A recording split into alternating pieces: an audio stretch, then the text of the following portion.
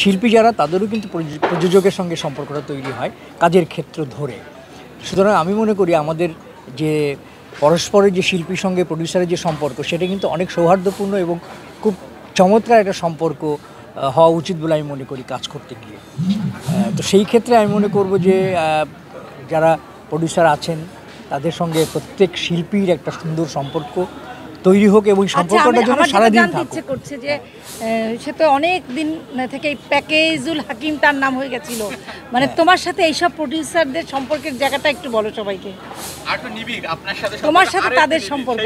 এই যে আমরা যাদের পিকনিকে এসছো তুমি, হ্যাঁ আমি উল্টো প্রশ্ন করি, আমিও কিন্তু একজন প্রডিউসার, সে কিন্তু একজন শিল্পী হয়ে আমি তো সেটাই যে তোমার যেহেতু তোমার সংগঠনের কারণেই কিন্তু আমি এখানে এসেছি, কিন্তু তুমি তার আগে থেকে শিল্পী হিসেবে তোমার সাথে যে আমিও তো অনেক প্রডিউসারকে চিনি যাদের সঙ্গে আমার পরিচয় হয়েছে, তারা কিন্তু তোমার নাটকের তারা প্রডিউসার। আজকে একজন বলছিলেন তার প্রথম প্রোডাকশন এবং তার প্রথম সিরিয়াল তুমি অভিনয় করেছিলে, তো তার সঙ্গে তোমাদের সম্পর্ক বা তোমার সাথে তাদের আজকে দেখা সেই জায়গা না, অনেকের সঙ্গে মাঝে মাঝেই দেখা হয়।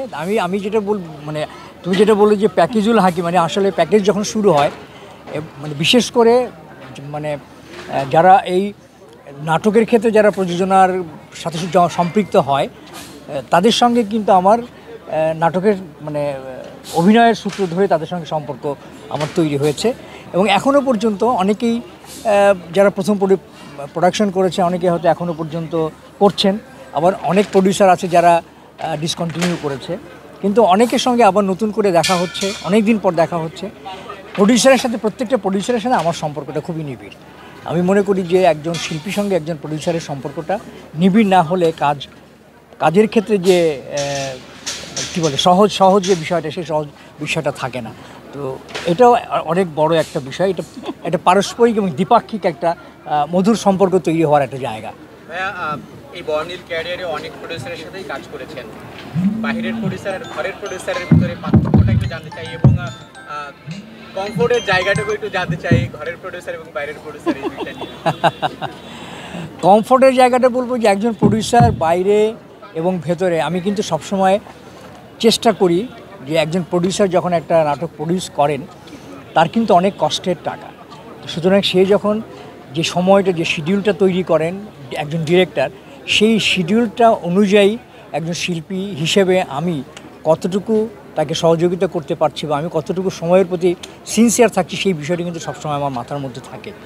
ঘরে যখন প্রডিউসার, সেই ঘরের প্রডিউসার কিন্তু মাঝে মাঝে আমাকে স্মরণ করিয়ে দেয়। অনেক সময় দেখা যায় যে ঘুম থেকে উঠতে আমার একটু দেরি হচ্ছে, তখন কিন্তু এই প্রডিউসার আমাকে একদম মানে ছাড়ে না, কিন্তু ছাড় দেয় না। সে বলে কি যে দেখো তুমি একজন প্রডিউসারের কাছ থেকে কিন্তু টাকা নিচ্ছ অভিনয় করার জন্য, সুতরাং টাকাটা কিন্তু হালাল করে নাও, এখনও কিন্তু ঘুমাচ্ছ। হ্যাঁ, ফান করে বলা হোক আর যাই হোক, সময়ের কথাটা কিন্তু সত্যি যে আমি যে সময়টা তাকে দিয়েছি সেই সময়টাকে যদি আমি সম্মান না করি, সেই সময়টার প্রতি যদি আমি জাস্টিফাই না করি, তাহলে কিন্তু কাজটা সুন্দরভাবে করা যাবে না। একজন প্রডিউসার কিন্তু দিন শেষে সময়ের কারণে কিন্তু ফেঁসে যান। তো সেই কাজটা যাতে না হয় সেই ব্যাপারে কিন্তু অনেক সময় আমার ঘরের প্রডিউসার কিন্তু তাগাদা দেন।